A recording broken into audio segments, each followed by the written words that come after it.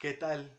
Angemón con ustedes, compartiéndoles esta entrega que, aclarando, se ha ido cocinando a fuego muy lento.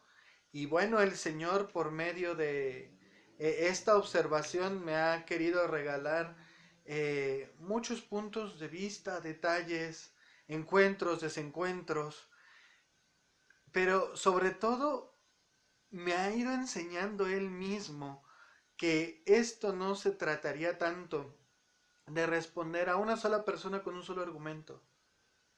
Es que hay tanta diversidad, tantas maneras de expresarse, de opinar, y no tienen por qué ser contrarias o enemigas.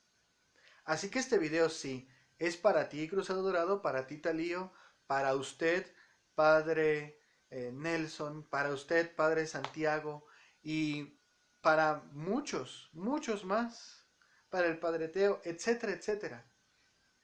Pero, más que nada, es un punto de vista de un humilde laico, eh, servidor de la iglesia, de manera que lo que voy a presentar son reflexiones, son impresiones, claro, fundamentadas en la escritura, en la observación, en el método pastoral, pero que yo les pediría que me ayudaran a continuar en este discernimiento eh, a propósito de lo que les comparto.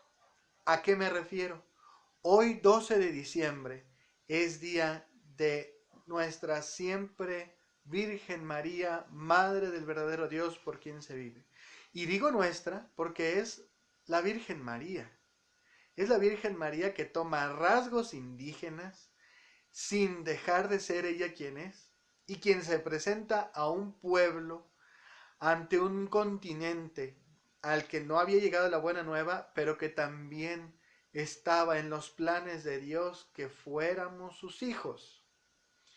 El proceso de evangelización que tiene como protagonista la mismísima Virgen es un punto de referencia que quisiera yo tocar el día de hoy en esos elementos, pero para dar una respuesta ante muchas cosas que han ido ocurriendo. Miren, yo podría mencionarles cada uno de los acontecimientos por los cuales dedico este video. Solo mencionaré algunos, pero hay temas detrás de ellos.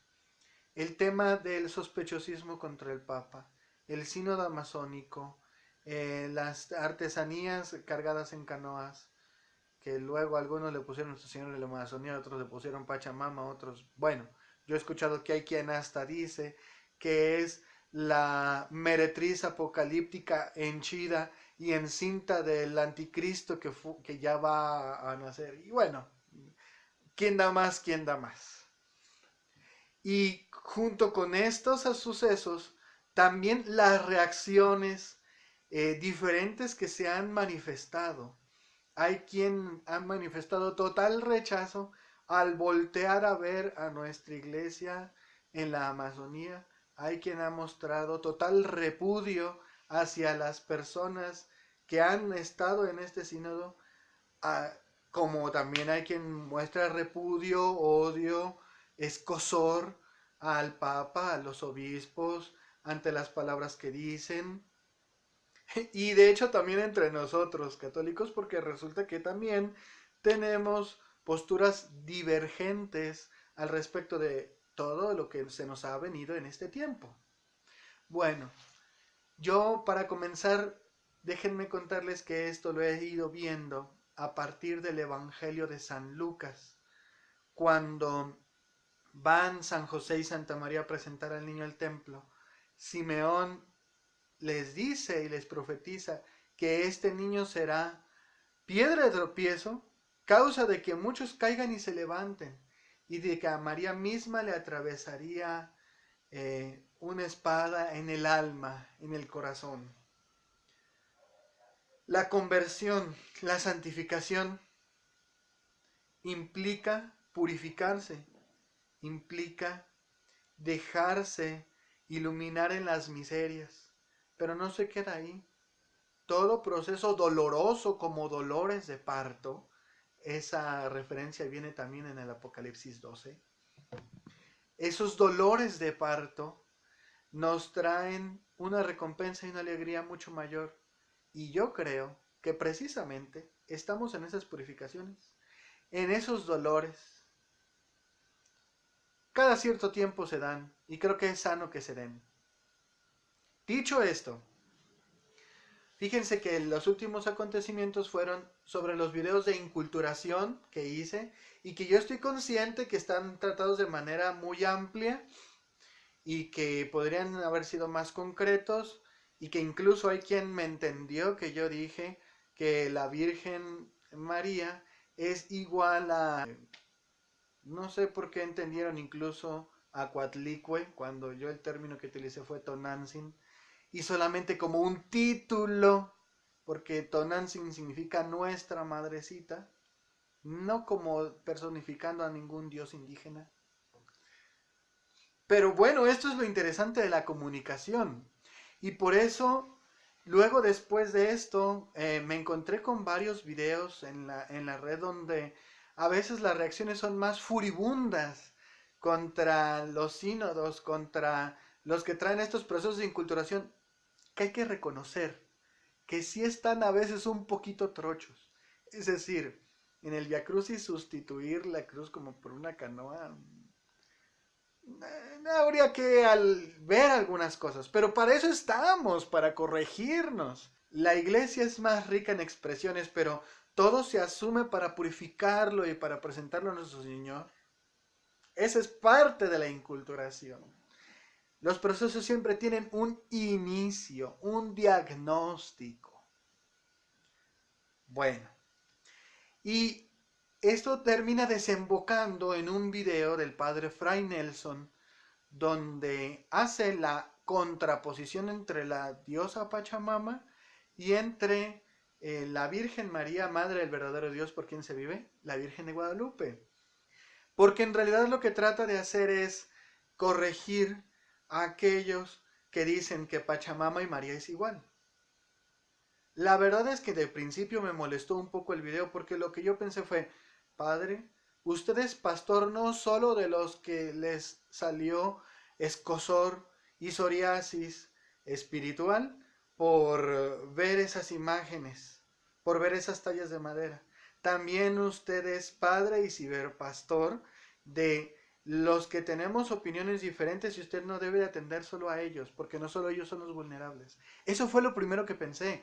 Y yo le dejé un comentario y él me respondió. Y su respuesta me dejó tan clara la situación de cuán necesario es el diálogo. Detrás de todo esto, los temas que tenemos son las relaciones antidiversidad de culturas y las intenciones del otro, que también me ayudan a revelar mis intenciones. Vamos a entrar a la iluminación. Todo esto fue un ver. Hay mucho más que yo sé que ustedes van a aplicar. Bueno, entonces en el juzgar vamos a iluminar con la palabra de Dios y la palabra que el Señor me regaló. De hecho, aparecía en una de las liturgias de la palabra de estos días y dije, es esto. Es Romanos capítulo 14 del versículo 1 al capítulo 15 versículo 13. San Pablo apóstol se topa en unas comunidades cristianas que tienen judíos de la diáspora, que tienen judíos más puros salidos de la persecución en Jerusalén, que tiene romanos y griegos, y que tiene una mezcolanza de relaciones si ustedes se fijan. Es decir, 4 maneras de pensar diferentes y todos sus matices y variantes. Porque habría que agregarle quién hay que piensa que su cultura vale más que las demás, quién piensa que sus culturas valen lo mismo, quién piensa que yo soy el que estoy bien y los demás en lo correcto. Todo ese juego de maneras de pensar conviviendo y añádanle el estar empezando a profundizar en una fe. Nosotros estamos en un proceso de nueva evangelización. Entonces nos encontramos ante una diversidad tan grande, con varios matices, pareceres, que claro que este tipo de enfrentamientos no podían ser más que naturales. Incluso intentos que francamente no están tan bien, pero al fin de cuentas son intentos de personas que quieren dar razones, que quieren dar propuestas. ¿Qué dice en este capítulo 14 y 15? Dice que hay algunas personas que comen de todo y otras que solo comen legumbres y verduras. Hay algunas personas que creen que hay un día en especial, un día de la suerte, y otros que piensan que todos los días dan igual. ¿El problema es ese? No. El problema es que los que comen de todo escandalizan a los que solo comen verduras, y los que solo comen verduras son piedra de tropiezo para los que comen de todo. Lo mismo pasaba con esos días. Y Pablo hace referencia. Miren, yo he comprobado que el Señor nos libera de todas esas ataduras culturales, porque no son ataduras, son motivo para alabarlo a Él. Y Él llega a la conclusión. ¿Qué tienen en común todos ustedes? Tú, que tienes días especiales, como el que para todos los días dan igual, lo hacen para alabar a Dios. Tú que solo comes verduras, y tú que comes de todo, lo haces para alabar a Dios. Las intenciones de ambos son buenas. No son para atacar al otro. No son para imponer al otro. Hasta aquí creo que valdría la pena señalar. Las personas que si quieren, con un medio trocho movimiento de intento de inculturación, que llevaron esas figuritas y esos tipos de rituales al Vaticano, yo no creo que llevaran intención de destruir a la iglesia. No sé, habría que preguntarles. Pero yo no creo que llevaran esa intención. Las personas que llevaban esa canoa en vez de la cruz, que llevaron la figurita esta del indígena que luego confundieron su brazo con un nepe, y que cargaron las tallas esas de madera de mujeres embarazadas, no creo que fueran con la intención de desconsagrar el templo sagrado metiendo ídolos diabólicos henchidos del anticristo del Apocalipsis. No creo que fueran con esa intención. Más aún creo que valdría la pena pensar que con todos esos procesos medio trochos de inculturación, y con muchas cosas que, bueno, se pueden hacer de mejor manera, seamos francos. Ellos intentaban dar una respuesta ante esa evangelización de esa parte de la Amazonía. Y asumir la problemática que hay ahí, porque hay una verdadera problemática terrible de tráfico de personas, de sustancias, de influencias, etc. Muchas cosas que en verdad hacía falta voltear a ver hacia allá.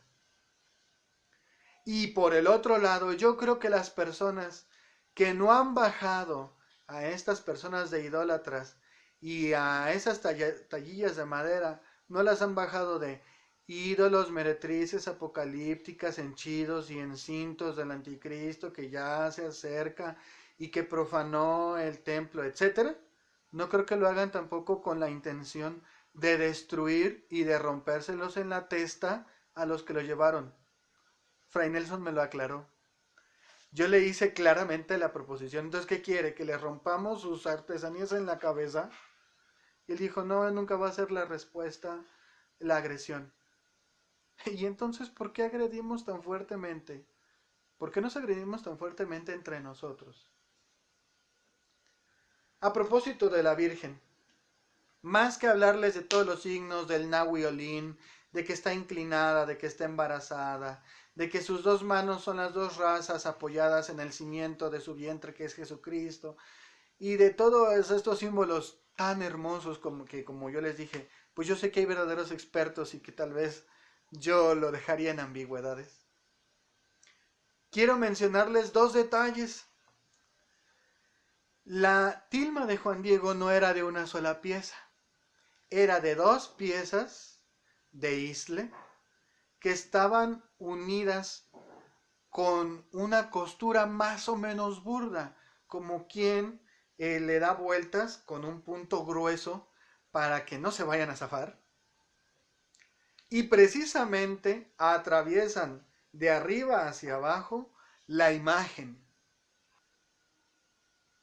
Dicho todo esto de San Pablo, él dice, a los fuertes nos toca cargar a los débiles. Muy bien, pues aquí viene la primera moraleja. Ustedes y yo fuertes, que sabemos que lo que hacemos lo hacemos para la gloria de Dios y que está dentro de nuestra conciencia y que no nos acusa y que sabemos que dentro de la misma doctrina de la iglesia esto no es una afrenta, ni una herejía, ni nada parecido, ni una blasfemia. Bueno, nosotros debemos de cargar con las personas que en verdad sí se escandalizaron y que en verdad quedaron con dudas. En ese sentido es una oportunidad positiva. Es una oportunidad positiva a partir de esos acontecimientos ir presentando el Evangelio de manera integral.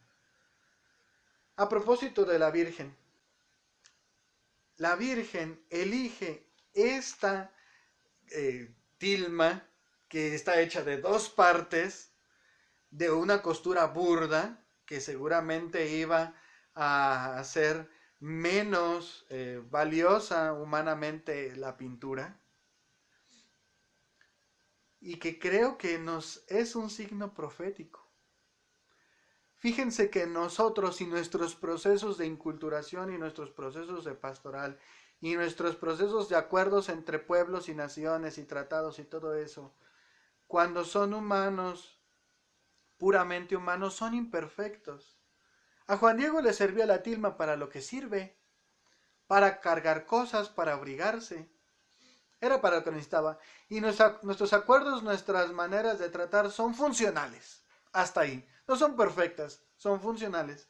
Y creo que deberíamos de pensar que en la iglesia, hasta cierto punto, hemos hecho acuerdos funcionales. Muy bien, tú eres un poquito más inclinado a la cuestión social y tú un poquito más a la cuestión litúrgica. Solo no se lleven mal. Bueno, pero hace falta, y ese es el otro llamado, a que le pidamos a nuestra madrecita, a la siempre Virgen Santa María, Madre del verdadero Dios por quien se vive, a que imprima en nosotros la gracia de que esos intentos, por más trochos que sean, que están hechos con la mejor de las intenciones, sean tomados por sus manos, presentadas ante el Señor y sean perfeccionados. El sínodo amazónico también fue eso. Había posturas de lo más singulares e interesantes, ¿verdad? Yo creo que el sínodo en Alemania es otra probadita de eso. Entre nosotros mismos, oigan, ya hay quien ve el Día de Todos los Difuntos como blasfemia e idolatría, y hay quien dice que los muertos sí bajan como si fuera coco. Bueno, pues entre todos nosotros no se nos debe olvidar que todos somos del Señor, dice la carta a los romanos. Y número 2, en el Nican Mopogua, que recoge el diálogo de San Juan Diego con la Virgen dice que yo soy vuestra piadosa madre de ti y de todos los que habitan en esta tierra. Ella mandó a que se construyera un templo para que todos fueran a recibir ahí consuelo, aliviar tristezas, penas y dolores y recibir ánimo y fuerza. No dijo, solo los que son de posturas medias ortodoxas o solo los que son de posturas de avanzada o solo los que son de postura conservadora. Entonces, en resumen, carta a los Romanos, capítulo 14 y 15. El mismo Nican Mopogua.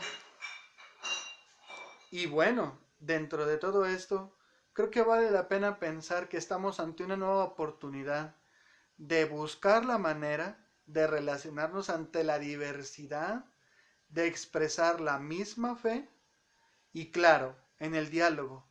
Qué difícil es dialogar, sobre todo porque te expones a que te digan hasta de lo que te vas a morir, aunque ni siquiera hayas dicho más de una frase y que te la entiendan de 1000 modos entendibles. Todas esas complejidades creo que son una cruz que vale la pena cargar.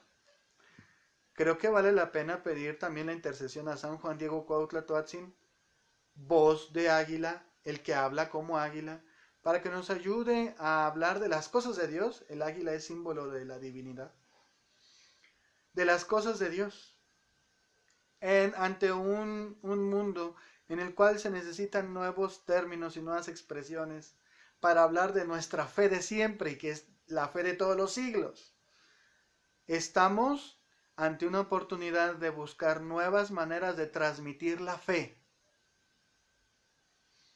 ¿Por qué creen que el sínodo de los jóvenes, la fe y el discernimiento vocacional? En el fondo, sí, muy peleaditos, yo defiendo la ortodoxia, yo defiendo la cuestión social y la apertura y la comprensión, pero nuestra misión principal es transmitir la fe.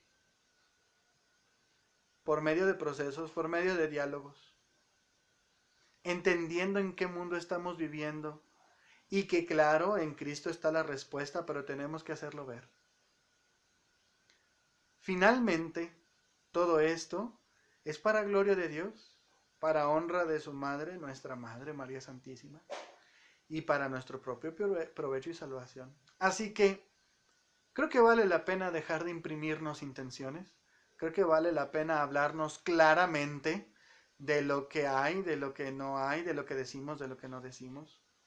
Y a partir de ahí, pues comenzar verdaderos procesos de diálogo. Tenemos que trabajar juntos en vez de simplemente dedicarnos a descalificarnos unos con otros, como lo hacían en tiempos de Pablo, por unas verduras y por un calendario. Pues muchas gracias, Dios los bendiga y seguimos en contacto.